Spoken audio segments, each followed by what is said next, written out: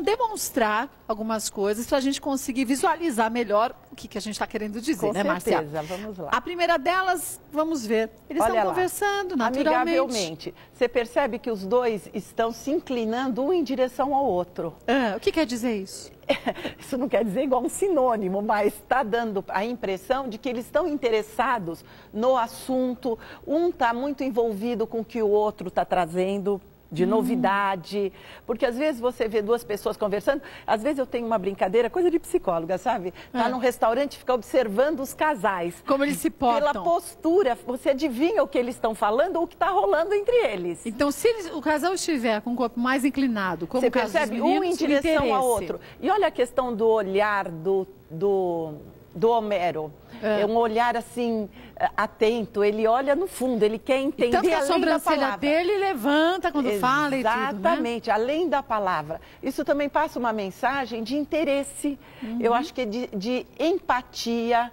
O Thomas, um pouco mais retraído, que a gente poderia dizer que ele está distanciado, mas não. Você percebe até pela maneira, porque a maneira que se veste também conta, sabe? Também conta bastante. Conta, não no sentido de uma hierarquia de valor, melhor ou pior, mas o significado. O Thomas, apesar de ser mais novinho, está vestido de uma maneira mais, eu diria, mais séria, menos enturmada. E ele demonstra nessa... Você vê que o Homero se inclina mais. O Thomas escuta, mas numa postura mais de defesa, tímida. Só para você em casa se situar direitinho. O Thomas está de calça jeans mais azul e o Homero de calça bege. Para você saber quem é quem ali, né? Eu achei muito legal que a produção trouxe dois rapazes com duas características diferentes, porque aí eles vão atuando de acordo com a sua característica pessoal. Muito legal. Então, eles estão interessados nesse assunto. Nesse assunto. Estão íntimos, estão com uma empatia muito grande. E isso a gente vê com o corpo. Ele podia estar mais distanciado, olhando as estrelas, olhando as moças que passam por trás, mas dando uma relação olho a olho. E é muito importante porque nós, a nossa sociedade ocidental, temos muita dificuldade, sabe, Kátia? De olhar nos olhos, né? Parece que é uma invasão. É uma penetração. Homens e mulheres, você já viu mulher casada cumprimentar um homem? Como ela não sabe dar mão, se dá mão é aquela mão molenga, leve, né? Exato. E o homem casado por si, parece que está atraindo a esposa. Nós aqui no Brasil, ou no Ocidente de uma maneira geral, não damos esse espaço para o corpo demonstrar a alegria, o prazer. O que está vivenciando naquele modelo? A gente tenta controlar a situação. Controlar muito. E soa muito falso. É verdade. Que a gente não consegue controlar, isso é instintivo. Então, soa falso. Eu acho que eu tenho certeza, como terapeuta sexual, um grande percentual dos desencontros amorosos e sexuais é falta de comunicação. E corporal, mas não é verbal. Né? Aí é que tá, não é verbal. Não é verbal, é corporal. Quer dizer, a pessoa fala algo que você até gostaria de ouvir, mas você fala, não sei porquê, mas não foi convincente. Não sou legal, exatamente. Vamos pedir para eles mudarem agora, para a gente ver uma outra... Olha lá, já mudou completamente. Esses meninos são ótimos, hein? Eles são muito bons, atores, a sua produção é muito boa, né? São atores. Olha, dá uma olhada no Thomas, ele está bocejando. Já está cansado. Cansou do assunto. E isso é muito importante, não para criticar o Thomas que está saindo da onda, mas para o outro ter também a percepção que de repente ele está monótono, está falando o mesmo assunto o tempo todo. E você sabe para que isso é bom também? Para a gente conversar com o chefe da gente. Mas nas relações profissionais, principalmente, de amizade e afetivas. Mas eu acho que normalmente nas relações afetivas a gente fica mais à vontade, mas quando você vai conversar com um superior, você tende a ficar mais tenso e tende a fazer tudo errado. Mas o ficar mais à vontade também é muito perigoso. Não, mas ficar mais à vontade, que eu digo assim, você tem mais controle da ansiedade para você saber o que falar. Exatamente, exatamente. Talvez, vamos inventar uma história, o Homero está contando algum fato que para ele é muito importante e o outro já deu, já soube da notícia. Já falou, já deu. Resume. Olha o pezinho dele lá no chão, batendo. Chega, vamos já mudar deu a hora, vamos embora. Vamos embora, eu estou atrasado, esse cara não se manca. Você percebe? Já deu para a gente perceber que não foi muito feliz no que estava contando. São pequenos sinais. Isso é muito importante. O gestual não é dramático, ele é É no pequeno que a gente tem que se colocar. Não adianta eu berrar com você.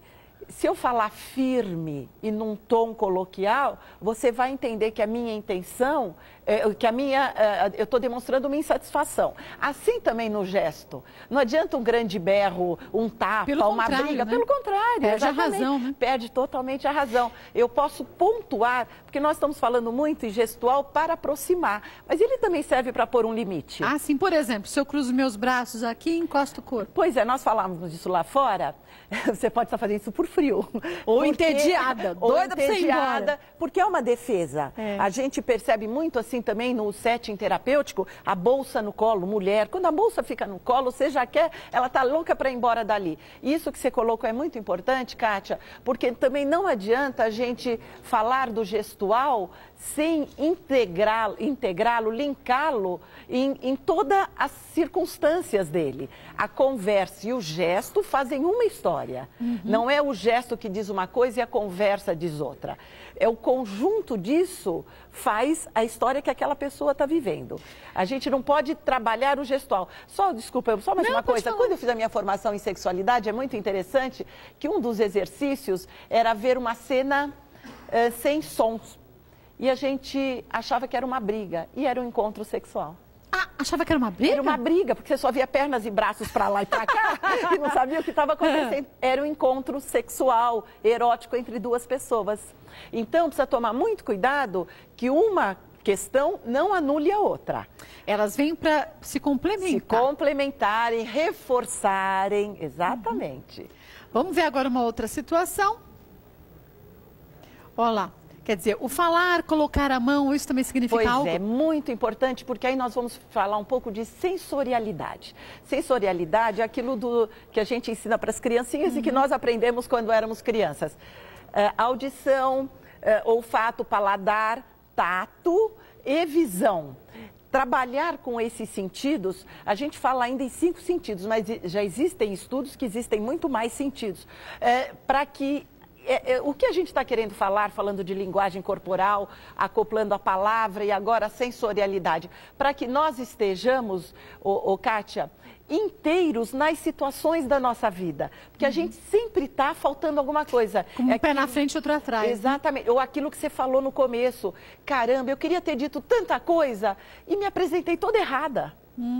Ou por ansiedade, e nós não vamos negar que o mundo que nós estamos vivendo é muito ansioso. A gente não tem tempo para nada. Pela pressa, pela angústia, do medo. Nós vivemos uma época, infelizmente, não quero ser terrorista, de muito medo. Medo do que vai acontecer daqui a um minuto. Mas na hora que você está numa situação integralmente, esse medo meio que se dissipa, porque você está inteira lá, de corpo e alma, como diriam os nossos avós.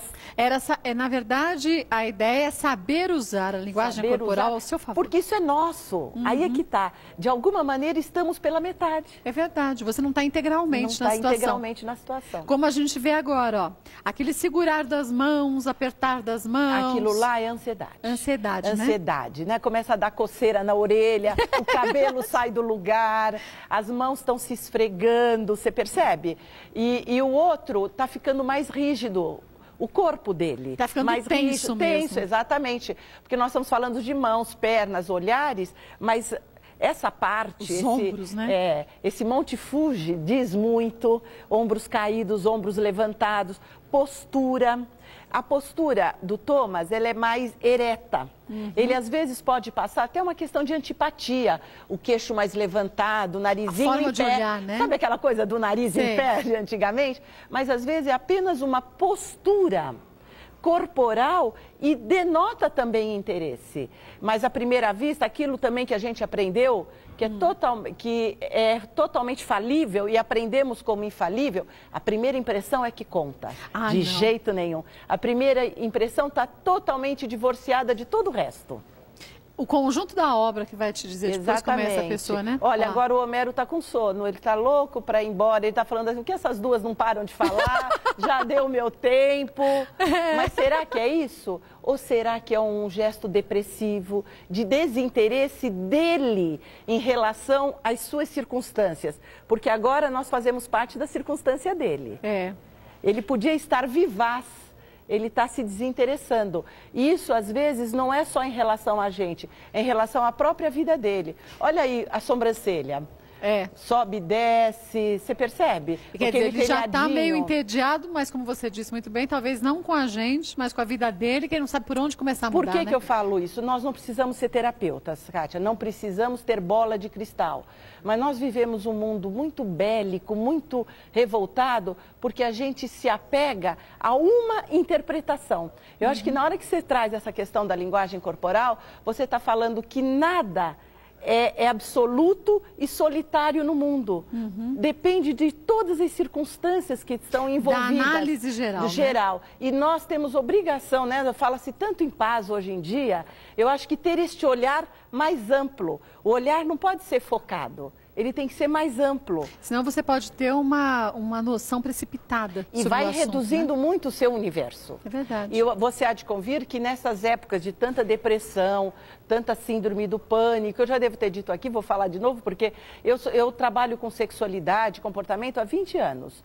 Já vi tanto mal do século, cada ano tem um mal do século. É verdade. Quer dizer, dura um ano. Vai mudando, né? E vai mudando. Mas se a gente pudesse colocar tudo na mesma bacia e espremer, é solidão. É individualização.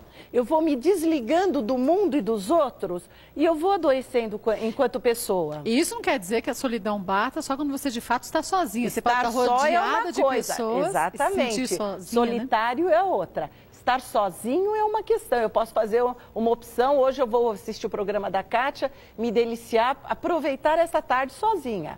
Agora, o estar solitário, no sentido do sofrimento, eu posso estar rodeado e com esse olhar que o Homero fez, de desinteresse, sabe? De solidão. De solidão. Isso é muito importante para estimular as relações interpessoais.